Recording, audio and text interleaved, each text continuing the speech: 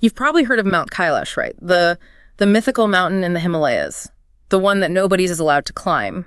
But have you ever wondered why that is? Today, we're going to unpack that mystery by diving into a YouTube video that explores the spiritual and cultural significance of Mount Kailash. And we're going way beyond like those far-out theories about time dilation and all that. Yeah, right from the start, I think it's important to understand that the reason behind the unclimbed status of Mount Kailash is deeply rooted in its sacredness. Okay. To four major religions. Wow. Hinduism, Jainism, Buddhism, and an ancient Tibetan religion called Bun. So each of these traditions has its own unique connection to this mountain. Exactly. Creating this incredible tapestry of reverence and protection around it. Yes. So let's start unraveling some of these threads. Yeah, should we start with Bun, the oldest of these traditions? Okay. What makes Mount Kailash so special to the practitioners of Bun? For Bun practitioners, Mount Kailash is considered the axis mundi, or the spiritual center of the universe, and home to their sky god Zan. Wow. And this belief predates Buddhism in Tibet. Really? So, we're talking centuries, maybe even millennia here. Wow. It gives you a sense of how deeply embedded this reverence is in their culture. So the idea that this mountain is a powerful sacred place, it's just like ingrained in their history. Right. And how do they express that reverence? So they have a few key rituals. There's the Kora. It's a pilgrimage around the mountain. But unlike other traditions, they walk it counterclockwise. Okay. They also make offerings to the deities, and they perform what's called the cham dance. It's a ritual dance. Okay. With these incredibly vibrant masks and decorations. I'm trying to picture these masks. Are there any similarities visually to other cultures in the region? Yeah, actually, there are some pretty striking similarities to the culture found in Kathmandu, Nepal. Really? Which suggests, some possible cultural exchange or shared artistic heritage going on. Wow. And that's just one example of how these threads of belief and tradition connect different groups across the Himalayas. It's like a giant spiritual network. It's pretty wild. Yeah.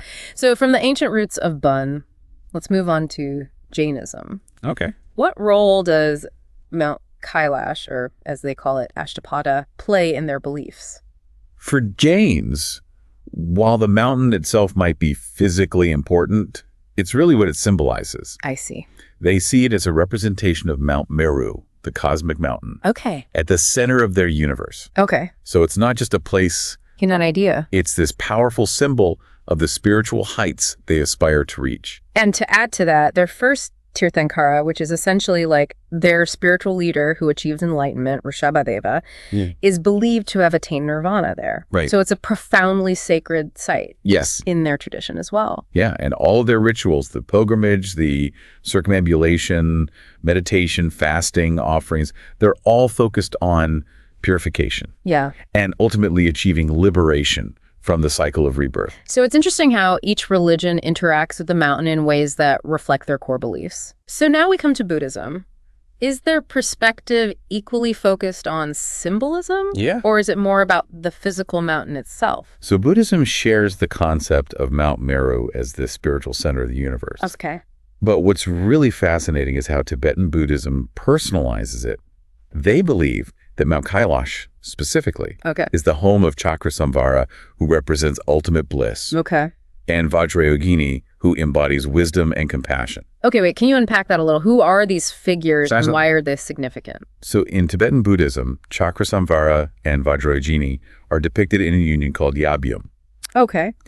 Now, while the imagery might seem suggestive, to put it lightly, it's actually symbolic. Oh, okay. The union represents the merging of wisdom and compassion, which are seen as essential for achieving enlightenment. So it's not about physical intimacy, right? But rather about this profound internal balance. That's exactly it. And this idea is deeply tied to their tantric practices, which are all about harnessing energy and transforming it for spiritual growth. So that's Buddhism. Now, Hinduism, I think most people are probably familiar with the idea that Mount Kailash is the abode of Lord Shiva and Parvati. Yeah.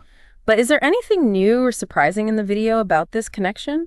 There is actually. It reveals something really quite fascinating from the Ramayana. The Ramayana. The ancient Hindu epic. I always think of the Ramayana as more of a spiritual and moral text. Right. I'm guessing there's more to it than that. It's a very multi-layered text. And this is where things get really interesting. Okay. The Ramayana actually mentions that the Sarayu River, which flows through the holy city of Ayodhya, originates from Lake Manasarovar, near Mount Kailash. So there's like a geographical connection too? Precisely. And what's amazing is that if you look at satellite imagery of the region, you can actually see how geographically plausible this is. Really? The whole area is filled with rivers and tributaries that are fed by the Himalayas. And the distance between Mount Kailash and Ayodhya is actually relatively short. So the Ramayana is not just a spiritual text, but also a potential source of geographical and historical insights. Absolutely. I love those unexpected connections. Yeah, and it emphasizes that the entire region, not just that single peak, is considered sacred. So it's a vast, interconnected landscape of spiritual significance. Exactly. Okay, this is really blowing my mind. So we got these 4 major religions all connected to this region. Yeah. And then suddenly this ancient text pops up with what could be accurate geographical information from who knows how long ago, but it gets even more interesting. It does. Remember how we talked about those cultural and artistic connections between Burn and Nepal? Yeah. Well, there's another group that adds even more complexity to this whole thing, the Kalash people. The Kalash people? I don't think I've ever heard of them. Yeah. Who are they and what's their connection to Mount Kailash? The Kalash people are an indigenous community living in the Chitral Valley of Pakistan, which is relatively close to Mount Kailash. And what's incredible about them is that their spiritual practices are like a window into ancient times. They blend polytheism, nature worship, shamanism, and elements of Hinduism. A living link to the past. Yeah. What kind of elements of Hinduism? They worship some Vedic deities like Indra. And they even have a powerful god associated with creation called Mahand, which sounds strikingly similar to Mahadev. Another name for Shiva. So are we saying that they could be preserving traditions that predate even modern Hinduism? It's a very strong possibility. Wow. And to add another layer to this, the surname Kailash is actually found amongst the Kalash people. No way. So it's like piecing together this intricate puzzle, seeing all these different cultures and beliefs interwoven across time and space. Exactly. But before we get too deep into that puzzle, let's circle back to our initial question. Why is climbing Mount Kailash forbidden? It's not as simple as, you know, a rule or a law. The real answer lies in everything we've been discussing. Right, so it's about recognizing the sanctity of this entire landscape, a place that holds profound meaning for billions of people across multiple religions and cultures. Exactly, and while there isn't a formal policy, the Chinese, Indian, and Tibetan governments generally don't issue permits to climb Mount Kailash. Out of respect for these deeply held beliefs. Yeah, it's about acknowledging that some places are more important as symbols and spiritual centers than as conquests. It reminds me of Mukapuchahara, another Himalayan peak that's revered as the abode of Shiva and Parvati, which is similarly off limits to climbers. Yeah, it's a testament to the enduring power of spiritual beliefs, even in a world that often prioritizes achievement and pushing boundaries. It really does. It makes you think about the limits of human ambition. It does, but we've only just begun to scratch the surface here. We've only just begun to unravel the intricate tapestry of Mount Kailash. Well, there's much more to come, so don't go anywhere. We're back, and wow, I'm still just reeling from all these connections, you know, between these different religions and cultures. It's fascinating. And even geography. It's like Mount Kailash is this heart of this giant web stretching across the Himalayas. And that web extends even beyond the mountain itself. Remember how the Ramayana talked about the Sarayu River originating from Lake Manasarovar? Yeah. Oh, absolutely. The video called it the Lake of the Mind. And I can totally see why it's considered this incredibly pure lake. Like a source of spiritual energy, like a reflection of the divine mind itself. And the fact that it's nestled right next to Mount Kailash just adds to that, you know, that profound energy of the entire region. The imagery in the video is stunning. You see these like crystal clear waters reflecting the sky and the majestic peaks all around it. It's easy to imagine why this place is considered so sacred. Yeah, and it's not just Manasarovar.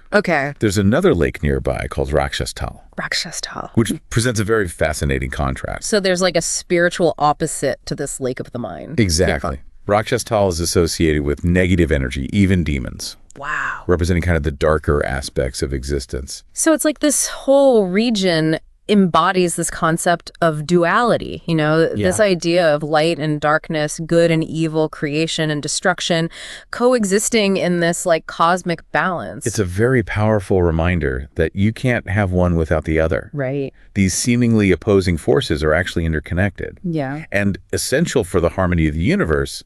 It's a concept that you find in a lot of Eastern philosophies. It makes you think about how we perceive places. You know how the stories and beliefs that we project onto a specific location shape our understanding of it? Mount Kailash and its surroundings become this canvas for spiritual and cultural expression, reflecting the diverse ways that humans connect with something larger than themselves.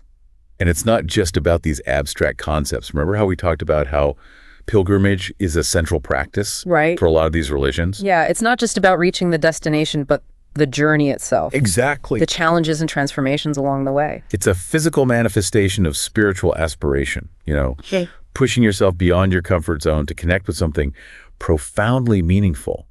And in doing so, you also embark on this inner journey, a process of self-discovery and purification. It's like a microcosm of the spiritual path itself. Precisely. Yeah. And the rituals that are woven into that pilgrimage, the circumambulation, the prostrations, the meditation, the chanting, the offerings, they all enhance that experience. They add these layers of devotion and reverence. The video showed these incredible images of these Buddhist pilgrims performing full-body prostrations along the entire 52-kilometer route. It's amazing. Around Mount Kailash, that takes immense physical and mental strength to do that. It's a powerful testament to their faith and commitment. It really is. It makes you appreciate the depth of their belief and the sacrifices that they're willing to make to connect with the sacred. Yeah, it's a humbling reminder that for millions of people, Mount Kailash and this entire region are this living, breathing spiritual center. And that these aren't just ancient myths and stories, but these are beliefs that continue to shape lives and inspire devotion today. Absolutely. Which brings us back to that initial question, why is climbing Mount Kailash forbidden? It's not just about respecting one mountain. It's about acknowledging the sanctity of this entire landscape, a place that holds profound meaning for so many, a place where people have been coming for centuries, maybe even millennia, to connect with the divine. So do you think this reverence for sacred spaces should apply to other places around the world?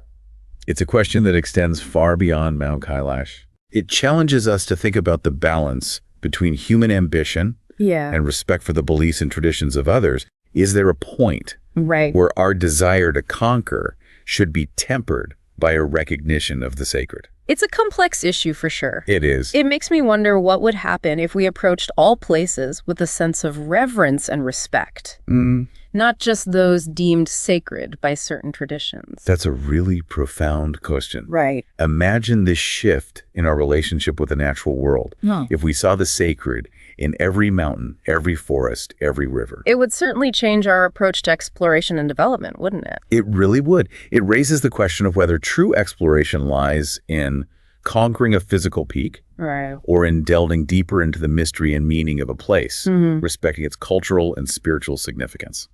This deep dive has been incredibly eye-opening for me. I came in with like a basic understanding of Mount Kailash as this mystical, forbidden mountain. Now I see it as this incredible intersection of geography, mythology, spirituality, cultural heritage, ancient traditions. It's a microcosm of human experience itself. It's amazing how one place can hold so much meaning. What stands out to you the most from everything we've talked about?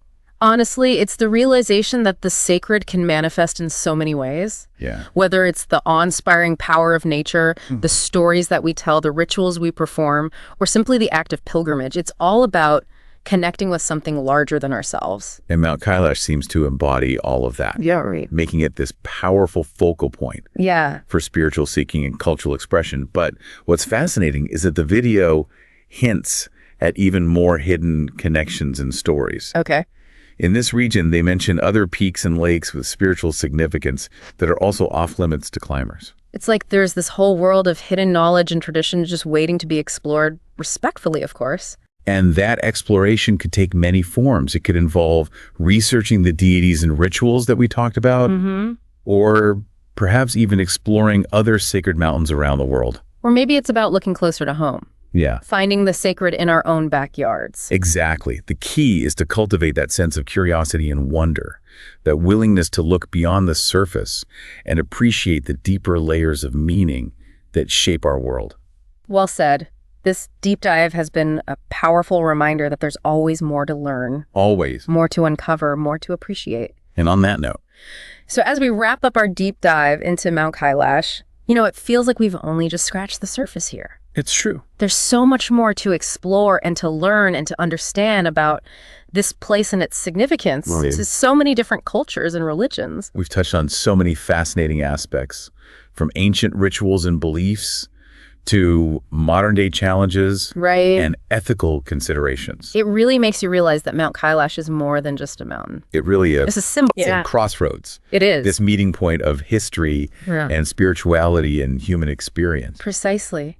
And it's a reminder that our world is full of places that hold deep meaning and significance, places that inspire awe and wonder and reverence. Yeah. And it's up to us to approach these places with respect and sensitivity and a genuine desire to understand the beliefs and traditions that have shaped them.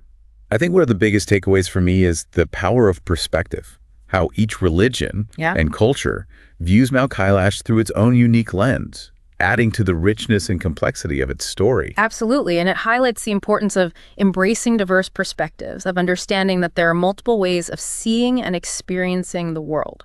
And that each of those perspectives deserves to be heard and respected.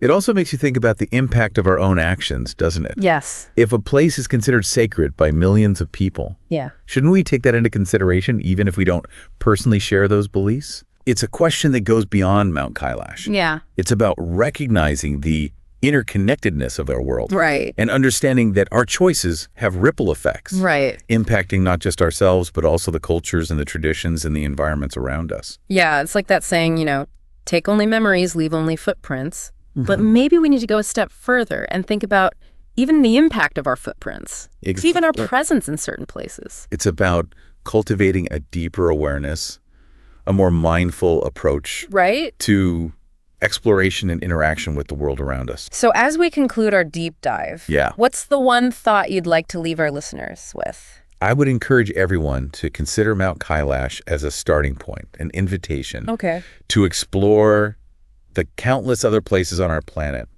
that hold deep spiritual or cultural significance. So it could be a mountain, a forest, a river. It could be a temple. Or even a simple rock formation. And it doesn't even have to involve a physical journey? Not at all. The real journey is about opening our minds and hearts to new perspectives, learning about different beliefs and traditions, appreciating the incredible diversity of human experience. Yeah, maybe it's about finding the sacred in our own backyards, recognizing the beauty and the wonder that often goes unnoticed in our everyday lives. Precisely. The key is to approach the world with a sense of curiosity and respect. And a willingness to learn from the cultures and traditions that have shaped it. Beautifully said. And on that note, we'll leave you with this final thought. May we all strive to be mindful travelers, not just in the physical sense, but in the way we engage with the world, its people, and its stories. Until next time, keep exploring, keep questioning, and keep diving deep.